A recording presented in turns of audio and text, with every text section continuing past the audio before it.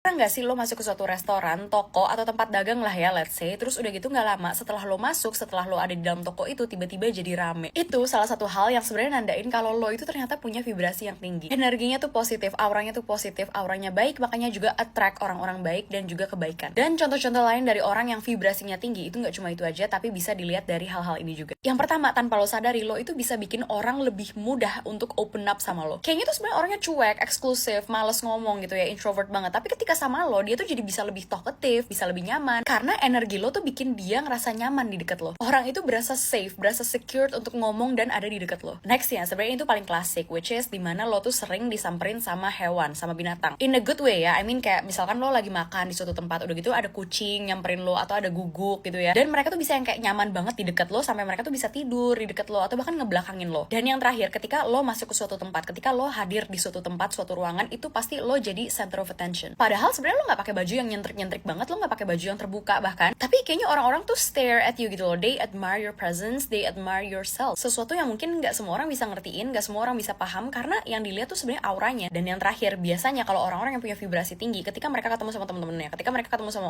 orang-orang itu biasa yang abis ketemu lo nih akan ngerasa lebih ceria, akan ngerasa lebih seneng. Sekaligus pun mereka-mereka yang tadinya sebenarnya cemberut, cuek, lagi kesel, lagi bete, lagi ada masalah lah dalam hidupnya, tapi setelah ketemu lo tuh rasanya kayak seneng, bawaannya ceria, bawaannya kayak lebih recharge gitu loh. Itu ciri-ciri tanda-tanda orang yang membawa energi positif, orang-orang yang punya vibrasi tinggi. Terus gimana caranya punya vibrasi yang tinggi?